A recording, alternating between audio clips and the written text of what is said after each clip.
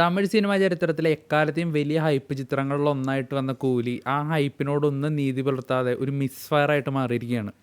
സാക്ഷാൽ രജനീകാന്തും അതുപോലെ തന്നെ വളരെ ചുരുങ്ങിയ സിനിമകൾ കൊണ്ട് തന്നെ സൗത്ത് ഇന്ത്യൻ സ്റ്റേറ്റ്സിലല്ലാതെ വലിയൊരു ബ്രാൻഡായിട്ട് മാറിയ ലോകേഷ് കനകരാജും കാർത്തിയോടൊപ്പവും വിജയോടൊപ്പവും കമലഹാസനോടൊപ്പമൊക്കെ വലിയ വലിയ വിജയങ്ങളിട്ട് അവസാനം സാക്ഷാൽ രജനീകാന്തിനോടൊപ്പം അദ്ദേഹം കൈകോർത്തപ്പോൾ സൗത്ത് ഇന്ത്യയിൽ തന്നെ ഏറ്റവും വലിയൊരു ഹൈപ്പിനാണ് കൂലി റിലീസിനെത്തിയത്. അനിരുദ്ധ് മ്യൂസിക്, ഫിലോമിൻ രാജ് എഡിറ്റർ, സാക്ഷാൽ Girish Gangadharan ISC camera, south ഇന്ത്യയിൽ തന്നെ ഒട്ടുമിക്ക എല്ലാ ഇൻഡസ്ട്രിയിൽ നിന്നും വലിയ വലിയ താരങ്ങൾ കാസ്റ്റിൽ. ഒരു ഹൈപ്പ് ഫാക്ടർ എന്ന് പറയാൻ ഒരു ഒറ്റ കാരണത്തിൽ ഒതുങ്ങുന്നില്ല. എല്ലാ കാരണങ്ങൾ കൊണ്ടും കൂലി ഒരു പെർഫെക്റ്റ് ഹൈപ്പഡ് പടം തന്നെയായിരുന്നു. റിലീസിന് മുമ്പ് തന്നെ ആരാധകരുടെ എക്സ്പെക്ടേഷൻ ഏറ്റവും പീക്കിലായിരുന്നു. Usual Anirudh chartbuster songs ഇല്ല. ട്രെയിലറാവട്ടെ ഒരു മിഡ് ട്രെയിലറായിരുന്നു. ബട്ട് സ്റ്റിൽ ഹൈപ്പിന് അതൊന്നും യാതൊരു കുറവും വരുത്തിയില്ല. ആദ്യ ദിനത്തിൽ ആദ്യ ഷോയ്ക്ക് തന്നെ ലോകമെമ്പാടുള്ള ആരാധകർ അടിച്ചു കയറി. പക്ഷേ പ്രതീക്ഷയിൽ നിന്ന് വിപരീതമായിട്ട് കൂലിക്ക് ഫസ്റ്റ് ഷോ കഴിഞ്ഞപ്പോൾ തന്നെ നെഗറ്റീവ് റിവ്യൂസാണ് ലോകമെമ്പാടും വന്നത്. എന്തായിരിക്കും അതിൻ്റെ കാരണം? ലോകേഷ് കനകരാജ് തൻ്റെ കരിയറിൽ ഏറ്റവും ടൈം എടുത്ത് ഏറ്റവും ബഡ്ജറ്റ് ചിലവഴിച്ച് ഏറ്റവും കൂടുതൽ ഈ വ്യക്തമായ പ്ലാനിങ്ങോടുകൂടി ഇറക്കിയ സിനിമയാണ് കൂലി. ഇത് അദ്ദേഹം തന്നെ തൻ്റെ പല ഇൻ്റർവ്യൂകളായിട്ട് പറഞ്ഞൊരു കാര്യമാണ്. ഞാൻ പേഴ്സണലി ഹൈപ്പ് വെച്ചതും ആ ഒരു ഫാക്ടറി തന്നെയാണ്. അവസാന സിനിമയായ ലിയോ ഒരിക്കലും ആരാധകരുടെ ആ ഒരു എക്സ്പെക്റ്റേഷനൊപ്പം എത്തിയ ചിത്രമായിരുന്നില്ല. സെക്കൻഡ് ഹാഫിലും ഫ്ലാഷ് ബാക്കിലൊക്കെ കുറവുകൾ ലോകേഷ് തന്നെ അക്സെപ്റ്റ് ചെയ്യുന്നുണ്ടായിരുന്നു. അടുത്ത ചിത്രത്തിൽ അതിനേക്കാളേറെ സമയമെടുത്തുകൊണ്ട് അതിനേക്കാളേറെ വ്യക്തമായ പ്ലാനിങ്ങോടുകൂടി ഇറക്കും എന്ന് അദ്ദേഹം പല ഇൻ്റർവ്യൂകളോട് പറഞ്ഞിട്ടുണ്ടായിരുന്നു. കൂലിയിലേക്ക് എനിക്ക് പ്രതീക്ഷ വെച്ചത് അദ്ദേഹത്തിൻ്റെ ആ ഒരു ഇൻ്റർവ്യൂ തന്നെയാണ്.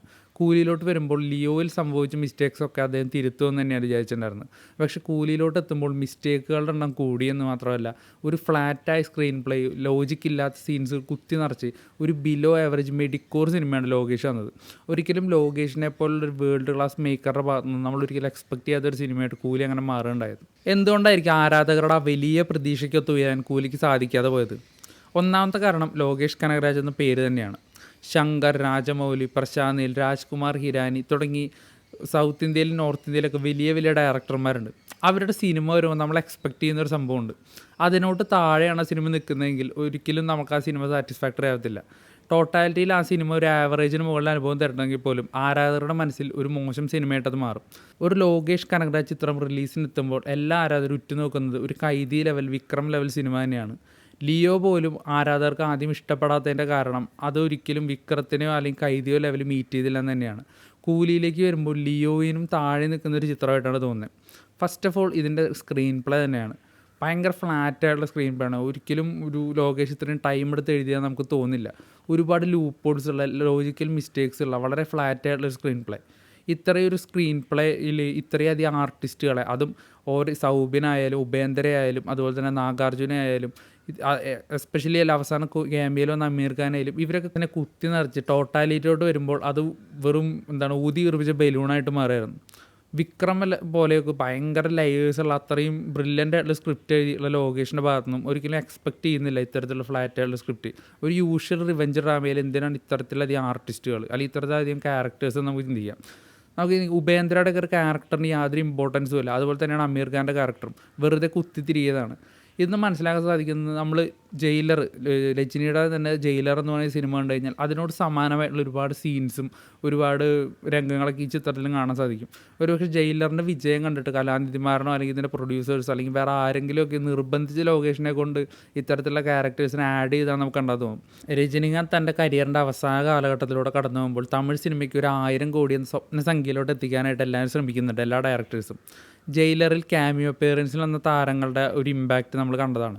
അതുകൊണ്ട് തന്നെ കൂലിയിൽ അത്തരത്തിൽ അനാവശ്യമായിട്ട് ബാക്കി ഇൻഡസ്ട്രിയിലെ സ്റ്റാർസിനെ കുത്തി നിറയ്ക്കാനായിട്ട് ശ്രമിച്ചിരിക്കുന്നത്. അത് ഭയങ്കരമായിട്ട് പാളിപ്പോയെന്ന് തന്നെ പറയാം. അമീർ ഖാനായാലും ഉപേന്ദ്രയായാലും സിനിമയിൽ ഒരു ആവശ്യമില്ലായിരുന്നു, ഒരു ഇമ്പാക്റ്റും ഇല്ലാതെയാണ് രണ്ടുപേരും പോയത്. ഉപേന്ദ്രയുടെ ഇൻട്രോയും കാര്യങ്ങളൊക്കെ വന്നായിരുന്നു, പക്ഷേ ആ ഒരു ക്യാരക്ടർ അവിടെ ആവശ്യമുണ്ടോ അല്ലെങ്കിൽ ക്യാരക്ടറിന് എന്തെങ്കിലും പ്രത്യേകിച്ച് ചെയ്യാനുണ്ടെന്ന് ചോദിച്ചാൽ ഇല്ല എന്ന് തന്നെ പറയേണ്ടി വരും. അമീർ ഖാൻ്റെ കേസ് കൊണ്ട് സിനിമ കണ്ടവർക്ക് അറിയത്തണം കോമഡി ആയിരുന്നു ആ സംഭവം എന്നുള്ളത്. ഒരുപക്ഷെ നോർത്തിലെ സിനിമ മാർക്കറ്റ് ചെയ്യാനായിട്ട് അവർ ചൂസ് ചെയ്തൊരു വേ ആയിരിക്കും അത്. പക്ഷേ അത് ഒട്ടും ആപ്റ്റ് അല്ലായിരുന്നു ഈ സിനിമയ്ക്ക്. കാരണം ഈ സിനിമയിൽ ആ ഒരു റോളിൻ്റെ ആവശ്യമില്ല, അല്ലെങ്കിൽ ആ ഒരു റോളിന് പ്രത്യേകിച്ചൊന്നും ചെയ്യാനില്ല. അമീർ ഖാൻ എങ്ങനെയാണ് ഈ സിനിമ അക്സെപ്റ്റ് ചെയ്തത് എന്നുള്ളത് ഇപ്പോഴൊരു അത്ഭുതമാണ്. അത്തരത്തിൽ ഭയങ്കരമായിട്ടുള്ള മോശം കാസ്റ്റിങ്ങുകളും അല്ലെങ്കിൽ അനാവശ്യമായിട്ടുള്ള ഒരുപാട് കാസ്റ്റിങ്ങുകൾ ഈ സിനിമയിലുണ്ടായിരുന്നു. ലോകേഷിൻ്റെ മറ്റൊരു ചിത്രത്തിൽ ഇത്തരത്തിലുള്ള മോശം കാസ്റ്റിങ്ങുകൾ വന്നിട്ടില്ല. ഈവൻ ലിയോയിൽ പോലും സഞ്ജയ് ദത്തായാലും അർജുനായാലും പ്രത്യേകിച്ച് ഒന്നും ചെയ്യാനില്ലെങ്കിൽ പോലും ആ ഒരു ക്യാരക്ടർ ആ സിനിമയിൽ വേണമായിരുന്നു. പക്ഷേ ഇവിടെ അത്തരത്തിലുള്ള ക്യാരക്ടേഴ്സ് ഇല്ലെങ്കിലും സിനിമയ്ക്ക് യാതൊരു പ്രശ്നവുമില്ല. നാഗാർജുനയുടെ ആയാലും ശ്രുതി ഹാസൻ്റെ ആയാലും സൗബിൻ്റെ ആയാലും ക്യാരക്ടേഴ്സ് നന്നായിരുന്നെങ്കിൽ പോലും സൗബിൻ്റെ ക്യാരക്ടർ വെച്ച് ബാക്കി 2 ക്യാരക്ടേഴ്സിനും വലിയൊരു ക്യാരക്ടർ ഡിസൈൻ അല്പം മോശമായിരുന്നു തന്നെ പറയാം. ശ്രുതി ഹാസൻ കഴിവിൻ്റെ പരമാവധി ചെയ്തിട്ടുണ്ടെങ്കിൽ പോലും കുറച്ചൊരു ബെറ്റർ ആയിട്ടുള്ള ഏതെങ്കിലും ആർട്ടിസ്റ്റാണെങ്കിൽ കുറച്ചൊരു നല്ലൊരു ഇമ്പാക്റ്റ് കിട്ടിയാണ്. സിനിമ കണ്ട ആളുകൾക്കറിയാം ഒരുപാട് ലോജിക്കില്ലാത്ത സീൻസുകൾ അല്ലെങ്കിൽ സ്ക്രീൻ പ്ലേയിൽ തന്നെ ഒരുപാട് ലൂപ്പ് ഹോൾസ് ഉണ്ടായിരുന്നു. എന്തിനാണ് ഈ സീൻ അല്ലെങ്കിൽ ഇതെങ്ങനെ വന്നു എന്ന് നമ്മൾ ഒരുപാട് തവണ ചിന്തിച്ച് വന്ന ഒരുപാട് രംഗങ്ങളുണ്ട്. ലോകേഷ് കനകരാൻ്റെ ഒരു സ്ക്രിപ്റ്റിൽ നിന്ന് നമ്മൾ ഇത്രയധികം ഇല്ലോജിക്കൽ സീൻസ് എക്സ്പെക്റ്റ് ചെയ്യുന്നില്ല എന്ന് തന്നെ പറയാം. പിന്നെ സീറോ ഇമോഷണൽ കണക്ഷൻ. കൈദിയിൽ ദില്ലിയും അദ്ദേഹത്തിൻ്റെ മകളും തമ്മിലുള്ള ആ ഇമോഷണൽ കണക്ഷൻ, അല്ലെങ്കിൽ മാസ്റ്ററിൽ ആ ഒരു കുട്ടികൾ മരിക്കുമ്പോൾ വിജയ്ക്ക് ഉണ്ടാകുന്ന ആ ഒരു ഇമോഷണൽ ആയിട്ടുള്ള അത് നമുക്ക് നല്ല രീതിയിൽ കണക്ട് ചെയ്യും. വിക്രത്തിൽ കമൽഹാസന് അദ്ദേഹത്തിൻ്റെ കൊച്ചുമകനും തമ്മിലുള്ള ആ ഇമോഷണൽ കണക്ഷനൊക്കെ വളരെ കിടിലനായിട്ട് എടുത്ത ഒരാളാണ് ലോകേഷ്. നമ്മളത് പറയുക തന്നെ വേണം. പക്ഷെ കൂലിയിലോട്ട് വരുമ്പോൾ സീറോ ഇമോഷണൽ കണക്ഷൻ ആയിരുന്നു. അച്ഛൻ മകൾ ബന്ധം അല്ലെങ്കിൽ ഫ്രണ്ട്സ് തമ്മിലുള്ള റിലേഷൻ അവിടെയൊന്നും ഒരു തരത്തിലും പ്രേക്ഷകനായിട്ടൊരു ഇമോഷണൽ കണക്ഷൻ ഉണ്ടാകാനായിട്ട് ലോകേഷിന് സാധിച്ചില്ല. അപ്പോൾ അതുകൊണ്ട് തന്നെ ആ ഒരു കണക്ഷൻ ഇല്ലാത്തതുകൊണ്ട് തന്നെ നമുക്ക് ആ ഒരു ഇമോഷൻ ഒട്ടും അനുഭവിക്കാൻ പറ്റാതെ ആ ഒരു സീൻസൊക്കെ വളരെ ഫ്ലാറ്റായിട്ട് മാറാനുണ്ടായത്. അവിടെ തന്നെ ഒരു എഴുത്തിൻ്റെ ഒരു പോരായ്മ തന്നെയാണ് നമുക്ക് മനസ്സിലാക്കാൻ സാധിക്കുന്നത്. പിന്നെ അനിരുദ്ധിനെ വെച്ച് ഒരു സീൻസിൽ ഒരു മിഡായുള്ള സീൻസിൽ അനിരുദ്ധ് BGM വെച്ചിട്ട് വേറെ ലെവലോട്ട് എലവേറ്റ് ചെയ്യും എന്ന ഓവറായിട്ടുള്ള എക്സ്പെക്റ്റേഷൻ. ജയിലറിലോ അല്ലെങ്കിൽ ബാക്കി ഇപ്പോൾ അതേ ലാസ്റ്റ് വന്ന കിങ്ഡത്തിൽ പോലും നമ്മൾ പല സീനിലും അത് കണ്ടതാണ്. കൂലിയിലോട്ട് വരുമ്പോഴും അനിരുദ്ധ് മാക്സിമം ഔട്ട് കൊടുക്കാനായിട്ട് ശ്രമിച്ചിട്ടുണ്ടെങ്കിൽ പോലും ആ ഒരു സീൻസിലെ ഒരു കണക്ഷൻ ഇല്ലായ്മ ഓഡിയൻസിന് വളരെ വ്യക്തമായിട്ട് അറിയാമായിരുന്നു. അതുകൊണ്ട് തന്നെ BGM വെച്ചിട്ട് ചെയ്യാവുന്നതിന് പരിധി ഉണ്ടായിരുന്നു. പിന്നെ ഇതിൽ ലോകേഷ് കനകരാൻ്റെ സിനിമകളിൽ ഏറ്റവും ബെസ്റ്റായിട്ട് വരുന്നൊരു സംഭവമാണ് ഫൈറ്റ്സ് എന്നുള്ളത്. അൻബറി മാസ്റ്റേഴ്സാണ് കൂടുതലായിട്ട് അദ്ദേഹത്തിൻ്റെ സിനിമകൾ വന്നിട്ടുള്ളത്. അപ്പോൾ ഫൈറ്റ്സ് എല്ലാം വൻ കിടുണ്ടായിരുന്നു. എസ്പെഷ്യലി ലിയോയിലെ ഫസ്റ്റ് ഹാഫിലെ ഫൈറ്റും വിക്രമിലെ ഒരു hand to hand compact fights ഒക്കെ നമ്മൾ കണ്ടതാണ്. കൈദിയിലെ ഫൈറ്റ് നല്ല കിടു തന്നെയാണ്. പക്ഷേ കൂലിയിലോട്ട് വരുമ്പോൾ രജനീകാന്തിൻ്റെ ആ ഫൈറ്റ് സീൻസൊക്കെ സീറോ ഇമ്പാക്റ്റ് തന്നെയായിരുന്നു. ഒരുപക്ഷെ അദ്ദേഹത്തിന് ഏജ് ആയതുകൊണ്ട് അദ്ദേഹത്തിന് കൂടുതലായിട്ട് യൂസ് ചെയ്യാൻ പറ്റില്ല. അപ്പോൾ ബോഡി ഡബിളിങ് കാര്യങ്ങളൊക്കെ യൂസ് ചെയ്തിട്ടാണ് ഫൈറ്റ്സൊക്കെ കൊറിയോഗ്രാഫി ചെയ്തേക്കുന്നത്. അതുകൊണ്ട് തന്നെ അതിൻ്റെ ഒരു ഇമ്പാക്റ്റ് ഇല്ലായ്മ നല്ലോണം ഉണ്ടായിരുന്നു. കാരണം നമുക്ക് വ്യക്തമായിട്ട് മനസ്സിലാവുന്നുണ്ടായിരുന്നത് രജനീകാന്ത് അല്ല ഈ ഫൈറ്റ് ചെയ്യുന്നതെന്നുള്ളത്. അപ്പോൾ ആ ഒരു ഇമ്പാക്റ്റ് ഒട്ടും തന്നെ കിട്ടിയില്ല. നമ്മൾ തിയേറ്ററിൽ നിന്ന് കാണുമ്പോൾ നമുക്ക് നന്നായിട്ട് അനുഭവിച്ചറിയാൻ പറ്റും. ഒരു ഫൈറ്റിൻ്റെ ഒക്കെ ഒരു ഇമ്പോർട്ടൻസ് ഒരു കൊമേഴ്ഷ്യൽ സിനിമയിൽ വളരെ വലുത് തന്നെയാണ്. അപ്പോൾ അതൊട്ടും കിട്ടാതെ വരുമ്പോൾ തീർച്ചയായിട്ടും നമുക്ക് ആ ഒരു എൻ്റയർ സീൻ തന്നെ അല്പം ഡള്ളായിട്ട് തോന്നും. വിക്രം സിനിമയോട് സമാനമായിട്ടുള്ള രീതിയിലാണ് ഇതിൻ്റെ ഫസ്റ്റ് ഹാഫൊക്കെ പോകുന്നത്. വലിയ പേസോ കാര്യങ്ങളൊന്നുമില്ല, വളരെ സ്ലോ ആയിട്ട് തന്നെയാണ് പോകുന്നത്. പക്ഷേ വിക്രത്തിൽ ആ സീൻ ബൈ സീനുള്ള കണക്ഷൻസ് അല്ലെങ്കിൽ നമുക്ക് എന്തോ ഒരു സംഭവം ഉണ്ട് എന്നൊരു തോന്നൽ നമുക്ക് ഉള്ളിൽ വരുന്നുണ്ടായിരുന്നു. പക്ഷേ കൂലിയിലോട്ട് വരുമ്പോൾ അതേ പേസിൽ തന്നെ പോവുകയും പ്രത്യേകിച്ച് മൊമെൻറ്റ്സോ കാര്യങ്ങളൊന്നും ആഡ് ചെയ്യാനായിട്ടില്ല. കാരണം അത്രയും വീക്ക് സ്ക്രീൻ പ്ലേ ആണെന്ന് തന്നെ പറയാം. എനിവേ പെർഫോമൻസ് വൈസ് സൗബിൻ അത്യാവശ്യം നന്നായിരുന്നു. സൗബിൻ്റെ ആ ഒരു പെർഫോമൻസ് തന്നെയാണ് ഫസ്റ്റ് ഹാഫിലായാലും സെക്കൻഡ് ഹാഫിലായാലും ഏറ്റവും കൂടുതൽ ഇമ്പാക്റ്റ് ഉണ്ടാക്കിയെന്ന് തന്നെ പറയാം. രജനീകാന്തിനൊക്കെ ഇഷ്ടം പോലെ ചെയ്യാനായിട്ട് സ്പേസും കാര്യങ്ങളൊക്കെ ഉണ്ടായിരുന്നു. അല്ലെങ്കിൽ ഇതിൻ്റെ ഫ്ലാഷ് ബാക്ക് പോർഷൻസ് അത് ഏറ്റവും ഗംഭീരമായിട്ട് തന്നെ ലോകേഷ് എടുത്തിട്ടുണ്ട്. അത് പറയാതിരിക്കാൻ വയ്യ. ആ ഒരു ഫ്ലാഷ് ബാക്കിൽ ആ ഒരു ഡി-ഏജിങ് സംഭവങ്ങളൊക്കെ വളരെ മികച്ച രീതിയിൽ തന്നെ എടുത്തിട്ടുണ്ട്.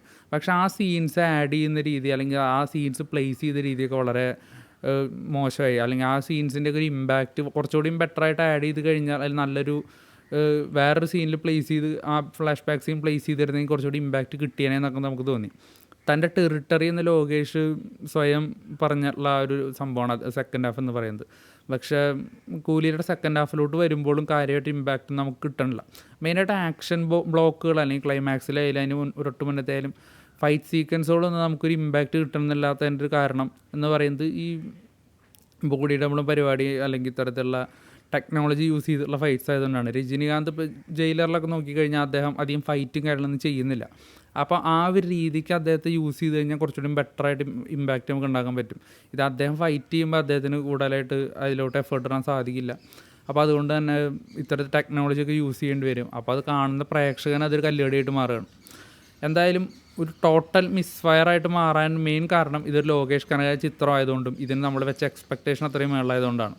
അപ്പോൾ അതുകൊണ്ട് തന്നെയാണ് ഇതിൽ ഓരോ ചെറിയ ചെറിയ പോരായ്മകളും നമുക്കിങ്ങനെ വലുതായിട്ട് തോന്നുന്നത്. ഒരുപക്ഷെ വേറെ ആരെങ്കിലും ചിത്രം ഇപ്പോൾ രജനീകാന്ത് വേറെ ഏതെങ്കിലും ഡയറക്ടറായിട്ടാണ് ഈ ഒരു സിനിമ വന്നിരുന്നെങ്കിൽ ഒരുപക്ഷെ സിനിമയ്ക്ക് പോസിറ്റീവ് റിപ്പോർട്ട് വരെ വന്നേക്കാം. ആ ലോകേഷ് കനകരാജ് എന്ന ഡയറക്ടറുള്ള ഒരു വിശ്വാസം അല്ലെങ്കിൽ അദ്ദേഹത്തിന് വെച്ച പ്രതീക്ഷ അത്രയും വലുതായതുകൊണ്ടാണ് ഈ സിനിമയ്ക്കൊരു average level, below average level review വരാനായിട്ട് പോകുന്നത്. എന്തായാലും ജയിലറിൻ്റെ വലിയ വിജയം കണ്ടിട്ട് അതിൻ്റേതായിട്ടുള്ളൊരു ടെംപ്ലേറ്റിൽ തന്നെ എടുക്കാനായിട്ട് നോക്കിയിട്ട് ആ ഒരു രീതി പരാജയപ്പെട്ടൊരു സിനിമയായിട്ടാണ് കൂലി എനിക്ക് തോന്നുന്നത്. ഒരുപക്ഷെ തൻ്റെ സിനിമാറ്റിക്, അതായത് LCU ആയിട്ട് മുൻപോട്ട് പോകാനായിട്ടായിരുന്നു ലോകേഷിന് താല്പര്യം ഉണ്ടാവുക. അദ്ദേഹം വിക്രം കഴിഞ്ഞ് ചെയ്യാൻ, അല്ലെങ്കിൽ വിക്രം അല്ലെങ്കിൽ ലിയോക്ക് ശേഷം ചെയ്യേണ്ടത് കൈദി 2 തന്നെയായിരിക്കാം. പക്ഷേ കൂലി വന്നതോടുകൂടി അദ്ദേഹത്തിൻ്റെ പ്ലാൻസൊക്കെ നല്ല രീതിയിൽ ചേഞ്ച് ആയിട്ടുണ്ടെന്ന് തോന്നുന്നു. എന്തായാലും കൂലി അദ്ദേഹം ഒരു ഫുൾ എഫേർട്ടിലെടുത്ത സിനിമയാണെന്ന് ഒരിക്കലും തോന്നുന്നില്ല. അതിൻ്റെ ഒരു ഭയങ്കര ലേസി ആയിട്ടുള്ള റൈറ്റിംഗ് ആയിട്ടൊക്കെയാണ് തോന്നുന്നത്. അപ്പോൾ എന്തായാലും ജയിലറിലേക്ക് ഒരുപാട് ഇതിൻ്റെ ക്ലൈമാക്സൊക്കെ കണ്ടു കഴിഞ്ഞാൽ നിങ്ങൾക്ക് മനസ്സിലാവും ജയിലറിലെ സീൻസായിട്ടൊക്കെ ഒരുപാട് സാമ്യതയുള്ള രംഗങ്ങൾ. അപ്പോൾ ഇതൊന്നും ലോകേഷ് എന്തായാലും സ്വന്തം ഇഷ്ടപ്രകാരം എടുത്താവാനായിട്ട് ചാൻസ് ഇല്ല. അപ്പോൾ ഇതിൻ്റെയൊക്കെ പിറകിൽ ബാക്കി എന്താ നമുക്കറിയില്ല. ഇനിവേ ഇത് അറ്റ് ദി എൻഡ് ഇത് അദ്ദേഹത്തിൻ്റെ പ്രൊഡക്റ്റാണ്, അദ്ദേഹം ഫുള്ളി റെസ്പോൺസിബിൾ അദ്ദേഹം തന്നെയാണ്. അപ്പോൾ എന്തായാലും ഇനിയിപ്പോൾ കൈദി 2 വരാൻ പോകുന്നുണ്ട്. ഒരു കംപ്ലീറ്റ് ലോകേഷ് സിനിമയായിട്ട് അദ്ദേഹത്തിന് ഫുൾ പൊട്ടൻഷ്യൽ യൂസ് ചെയ്തിട്ട് അദ്ദേഹത്തിന് ആ സിനിമ എടുക്കാൻ പറ്റട്ടെ എന്ന് വിചാരിക്കുന്നു. എന്തായാലും ആരാധകരുടെ അമിത പ്രതീക്ഷ മാത്രമല്ല ഈ കൂലി മിസ്ഫയർ ആവാനായിട്ടുള്ള കാരണം. കൂലിയിൽ അതിൻ്റേതായ ഒരുപാട് പോരായ്മകളുണ്ട്. എന്തായാലും രജനീകാന്ത് അടുത്ത് തന്നെ ജയിലർ 2 തീർച്ചയായിട്ടും കംബാക്ക് ആവും തന്നെ നമുക്ക് എക്സ്പെക്ട് ചെയ്യാം. പക്ഷേ ലോകേഷ് എന്തായാലും തിരിച്ചു വന്നിരിക്കണം. കാരണം കൈദി 2 എന്ന് പറയുന്ന സിനിമയ്ക്ക് കൂലിയേക്കാളും അല്ലെങ്കിൽ വിക്രത്തിനേക്കാളും ഒക്കെ ആളുകൾ പ്രതീക്ഷ വയ്ക്കുന്നൊരു സിനിമയാണ്. അപ്പോൾ എന്തായാലും ആ സിനിമയിലൂടെ അദ്ദേഹം തിരിച്ചു വരുമെന്ന് തന്നെ എക്സ്പെക്ട് ചെയ്യാം നമുക്ക്. കൂലിയിലോട്ട് വരുമ്പോൾ ഇതിൻ്റെ ഏറ്റവും വീക്കായിട്ടുള്ള മറ്റൊരു പാർട്ട് ഇതിലെ ഡയലോഗ്സാണ്. ലോകേഷ് കനാരൻ്റെ സിനിമകൾ ഇപ്പോൾ കൈദി, ലിയോ, വിക്രം അല്ലെങ്കിൽ മാസ്റ്റർ, ഇതൊക്കെ എടുത്തു കഴിഞ്ഞാൽ നമുക്ക് ഇങ്ങനെ ഓർത്തിരിക്കുന്ന ഒരുപാട് ഡയലോഗ്സ് ആ സിനിമകളിലൊക്കെ ഉണ്ട്. അത് തന്നെ ആർക്കും ഒരു സംശയമില്ല. കാരണം ഒരു തമിഴ് സിനിമയായിട്ട് പോലും നമ്മളൊക്കെ ഒരുപാട് നമ്മൾ യൂസ് ചെയ്യുന്ന ഒരുപാട് ഡയലോഗുകളൊക്കെ ഈ സിനിമകളിലൊക്കെ തന്നെയായിരിക്കും. പക്ഷേ കൂലിയിലോട്ട് വരുമ്പോൾ ഇതിൽ ഏറ്റവും ഷോക്കായിട്ടുള്ള ഇതിൻ്റെ ഡയലോഗ്സാണ്. ഇതിൽ നാഗാർജുന വില്ലൻ ക്യാരക്ടറാണ്. ലോകേഷ് കനാൻ്റെ വില്ലൻ ക്യാരക്ടേഴ്സിനൊക്കെ അത്രത്തോളം പവർഫുൾ ഡയലോഗ്സ് കൊടുക്കുന്നതാണ്. നാഗാർജുനൊക്കെ ഇതിൽ പറയുന്ന ഡയലോഗുകൾ കേട്ട് കഴിഞ്ഞാൽ നമുക്ക് ചിരി വരും. കാരണം അത്രത്തോളം ബാലിശമായിട്ടുള്ള രീതിയിലേക്കാണ് ഇതിൽ ഡയലോഗുകൾ എഴുതി പിടിപ്പിച്ചത്. 0 ഇമ്പാക്റ്റാണ്. അപ്പോൾ ഇതിന് മറ്റൊരു കാരണമായിട്ട് പറയുന്നത് രത്നകുമാർ, അതായത് ലോകേഷിൻ്റെ മുൻപത്തെ സിനിമകളിൽ ലിയോ ആയാലും മാസ്റ്റർ ആയാലും വിക്രം ആയാലും അസിസ്റ്റ് ചെയ്ത രത്നകുമാർ ഈ സിനിമയിലില്ല, ഡയലോഗ് റൈറ്ററായിട്ടില്ല. അതുകൊണ്ടാണ് ഡയലോഗ്സിന് ഇമ്പാക്റ്റ് ഇല്ലാത്തത്. Lokesh as A script writer below average എന്ന രീതിയിലൊക്കെയാണ് പറഞ്ഞു. എന്തായാലും കൈദിയൊക്കെ എഴുതിയത് അദ്ദേഹം തന്നെയാണ്. അപ്പോൾ അദ്ദേഹത്തിന് സ്ക്രിപ്റ്റ് റൈറ്റിങ്ങിൽ ഒരു ബിലോ ആവറേജ് ആണെന്ന് ഞാൻ പേഴ്സണലി കരുതുന്നില്ല. എന്നാൽ പോലും ഈ സിനിമയിലോട്ട് വരുമ്പോൾ റൈറ്റിംഗ് വളരെ ശോകമാണ്. ഡയലോഗ്സ് ആയാലും അതുപോലെ സ്ക്രീൻ പ്ലേ ആയാലും. അപ്പോൾ രത്നകുമാറിൻ്റെ ആബ്സെൻസ് ആണോ അതിന് കാരണമെന്ന രീതിയിലും ഒരു ചർച്ച വരുന്നുണ്ട്. എന്തായാലും കൈദി 2 രത്നകുമാർ ഉണ്ടായിരിക്കും. അപ്പോൾ ആരുടെയാണ് പ്രശ്നമെന്ന് നമുക്ക് കൈദി 2 വരുമ്പോൾ അറിയാനായിട്ട് പറ്റും. പിന്നെ ഇതിൽ മറ്റൊരു ഇമ്പോർട്ടൻ്റ് ആയിട്ടുള്ള സംഭവം എന്ന് പറയുന്നത് ഇതിൽ ക്യാമിയോയിൽ കൊണ്ടുവന്ന അമീർ ഖാൻ്റെ കാര്യമാണ്. ജയിലർ ഇറങ്ങി വൺ റെസ്പോൺസും കാര്യങ്ങളൊക്കെ കിട്ടിയപ്പോൾ എല്ലാവരും ഒരുപോലെ പറഞ്ഞൊരു സംഭവം ഉണ്ടായിരുന്നു. മോഹൻലാലിനും അതുപോലെ ശിവരാജ് കുമാറിനും അവരർഹിക്കുന്ന റെസ്പെക്റ്റ് ആ സിനിമകളിൽ കൊടുത്തു എന്നുള്ളത്. അവരുടെ റോളുകൾ ചെറിയ റോളുകളാണ്, ഗസ്റ്റ് അപ്പിയറൻസ് ആണെങ്കിൽ പോലും വളരെ ഇമ്പാക്റ്റ്ഫുൾ ഉണ്ടാക്കിയ റോളായിരുന്നു. വളരെ നല്ല രീതിക്ക് തന്നെ അവർ പ്രസൻറ്റ് ചെയ്തിട്ടുണ്ട്. അത്തരത്തിൽ ഒരു വലിയ സ്റ്റാറിനെ മറ്റൊരു ഇൻഡസ്ട്രിയിൽ നിന്ന് വിളിക്കുമ്പോൾ ആ രീതിക്ക് തന്നെ പ്രസൻറ്റ് ചെയ്യണം. സൽമാൻ ഖാൻ വന്ന് ഗോഡ് ഫാദറിലും അതുപോലെ തന്നെ അമീർ ഖാൻ വന്ന് കൂലിയിലൊക്കെ ചെയ്തിട്ടുള്ള ഈ റോളുകളെന്ന് പറയുന്നത് വളരെ കോമഡി ആക്കി കളഞ്ഞ ഒരു കോമാളി റോള് തന്നെയാണ് സത്യം പറഞ്ഞാൽ അവർ കൊടുത്തേക്കുന്നത്. അമീർ ഖാൻ അവതരിപ്പിക്കുന്ന ക്യാരക്ടറിനെ അത്രയും ഒരു പവർഫുള്ളായിട്ടുള്ള ക്യാരക്ടറാണെന്ന രീതിയിൽ ബിൽഡപ്പ് കൊടുത്ത്, പക്ഷെ അതൊന്നും ഇല്ലാതാക്കി കളയുന്ന രീതിയിലാണ് ലോകേഷ് ആ ക്യാരക്ടറിൻ്റെ ബാക്കി കാര്യങ്ങൾ റൈറ്റ് ചെയ്ത് വെച്ചേക്കുന്നത്. എനിവേ എന്തായാലും അമീർ ഖാൻ്റെ ആരാധകരൊക്കെ ഈ സിനിമ എങ്ങനെ കാണും, അല്ലെങ്കിൽ അവർക്കൊക്കെ ഇതെങ്ങനെ ദഹിക്കുമെന്ന് അറിയാൻ പാടില്ല. എന്തായാലും അതും ഈ സിനിമയിലൊരു ടോട്ടൽ മിസ് ഫയറിൽ ഒരു ഘടകമായിട്ടെന്ന് തന്നെ പറയാം. എന്തായാലും അമീർ ഖാനായിട്ട് അടുത്ത് ഇരുമ്പ് കൈ മായാവി എന്ന് പറഞ്ഞ സിനിമ അതിൻ്റെ സ്ക്രിപ്റ്റും കാര്യങ്ങളൊക്കെ ഡെവലപ്പ് ചെയ്ത് അമീർ ഖാനായിട്ട് അദ്ദേഹം സിനിമ ചെയ്യാൻ പോകുന്നുണ്ടെന്നാണ് കേൾക്കുന്നത് ലോകേഷ്. ചിലപ്പോൾ അതിൻ്റെ ആ ഒരു ബന്ധത്തിൻ്റെ പുറത്തായിരിക്കാം ഈ ഒരു റോൾ ചെയ്യാനായിട്ട് അമീർ ഖാൻ സമ്മതിച്ചിട്ടുണ്ടാവുക. എന്തായാലും വളരെ ഒരു ശോകം റോളാണ് അമീർ ഖാൻ അദ്ദേഹം കൊടുത്തത് തന്നെ. അത് തിയേറ്ററിൽ ഏറ്റവും കൂടുതൽ ചിരിപ്പിച്ച ഒരു രംഗം അമീർ ഖാൻ്റെ ആ ഒരു സീൻസ് ആയിരുന്നു സിനിമയിൽ. എന്തായാലും ആദ്യ ദിനം കളക്ഷൻ റെക്കോർഡുകൾ, നിലവിലെ കളക്ഷൻ റെക്കോർഡുകളെല്ലാം തകർത്തെറിഞ്ഞിരിക്കുകയാണ് കൂലിയ. എന്തായാലും തമിഴ് സിനിമയിൽ വളരെ ചുരുങ്ങിയ ചിത്രങ്ങൾ കൊണ്ട് തന്നെ ഒരു വലിയ ബ്രാൻഡായിട്ട്, ഏറ്റവും വലിയൊരു ബ്രാൻഡായിട്ട് ലോകേഷ് കനകരാജ് എസ്റ്റാബ്ലിഷ് ആയിട്ടുണ്ട്. എന്തായാലും പക്ഷേ അദ്ദേഹത്തിന് എത്രത്തോളം ലോങ്ങിറ്റിവിറ്റി ഉണ്ടാകുമെന്ന് നമുക്കറിയില്ല. ശങ്കറും മണിരത്നമൊക്കെ 20-30 കൊല്ലം അവിടുത്തെ ഒരു ടോപ്പ് ബ്രാൻഡായിട്ടിരുന്ന ഡയറക്ടേഴ്സാണ്. അപ്പോൾ അതുപോലെ ലോകേഷ് കനകരാജിന് പറ്റട്ടെ എന്ന് തന്നെയാണ് ആഗ്രഹിക്കുന്നത്. അപ്പോൾ കൈദി 2 അദ്ദേഹം ഒരു സ്ട്രോങ് ആയിട്ടുള്ളൊരു കംബാക്ക് നടത്തട്ടെ. ലോകേഷ് കനകരാജിൻ്റെ ഫിലിംസിൽ ഒട്ടുമിക്ക എല്ലാ ആളുകൾക്കും ഫേവറേറ്റ് കൈദി തന്നെയായിരിക്കും. പക്ഷേ എനിക്ക് പേഴ്സണലി ഞാൻ വിക്രമിൻ്റെ താഴെ മാത്രമാണ് കൈദീനെ വെക്കുന്നത്. അതിൻ്റെ സ്ക്രീൻ പ്ലേയിൽ, അതിൻ്റെ സ്റ്റൈൽ ഓഫ് മേക്കിംഗ്, അതിൽ ഇപ്പോഴും ഞാൻ റിപ്പീറ്റ് അടിച്ച് കാണുന്ന ഒരുപാട് മൊമെൻറ്റ്സ് ഇങ്ങനെയുള്ള ആ സിനിമയിലുണ്ട്. പേഴ്സണലി എനിക്ക് ഏറ്റവും ഇഷ്ടപ്പെട്ട സിനിമയും വിക്രം തന്നെയാണ്. ഞാൻ പേഴ്സണലി റേറ്റ് ചെയ്യുന്ന അദ്ദേഹത്തിൻ്റെ ബെസ്റ്റ് വർക്കും വിക്രം തന്നെയായിരിക്കും. തൊട്ട് പിന്നാലെ കൈദിയും അതുപോലെ തന്നെ അതിനുശേഷം ലിയോയും വരും. ലിയോൻ്റെ ഫസ്റ്റ് ഹാഫിനോട് കുറച്ചെങ്കിലും നീതി പുലർത്തുന്ന സെക്കൻഡ് ഹാഫ് ആയിരുന്നെങ്കിൽ ഏറ്റവും ടോപ്പിൽ റേറ്റ് ചെയ്യാൻ വരുന്നൊരു സിനിമ ലിയോ ആയിരുന്നു. അതിനുശേഷം മാനഗരാണ് റേറ്റ് ചെയ്യാൻ പോകുന്നത്, അതിനുശേഷം മാസ്റ്ററും. എന്തായാലും കൂലി ഇതിൻ്റെ എല്ലാം അവസാന സ്ഥാനത്ത് മാത്രമേ വരത്തുള്ളൂ. അത് എല്ലാവർക്കും അങ്ങനെ തന്നെ ആയിരിക്കും. ബാക്കി ഉള്ള പൊസിഷൻസിൽ എന്തെങ്കിലും മാറ്റം വന്നാലും. എന്തായാലും എനിക്ക് പേഴ്സണലി ഒരു ബിലോ ആവറേജ് എക്സ്പീരിയൻസ് തന്നെയായിരുന്നു കൂലി. ഒരു 5-ൽ 2.5 ഒക്കെ റേറ്റിംഗ് കൊടുക്കാൻ ആഗ്രഹിക്കുന്നുള്ളൂ. എന്തായാലും നിങ്ങളുടെ അഭിപ്രായങ്ങളും കാര്യങ്ങളും കമൻറ്റ് ബോക്സിൽ പറയാം. നിങ്ങൾ പടം കണ്ടിട്ടുണ്ടെങ്കിൽ തീർച്ചയായിട്ടും എൻ്റെ അഭിപ്രായങ്ങളും കാര്യങ്ങളും കമൻറ്റ് ബോക്സിൽ ഇടുക. നിങ്ങളുടെ ഫീഡ്ബാക്ക്സ് അറിയിക്കുക. Anyway thank you.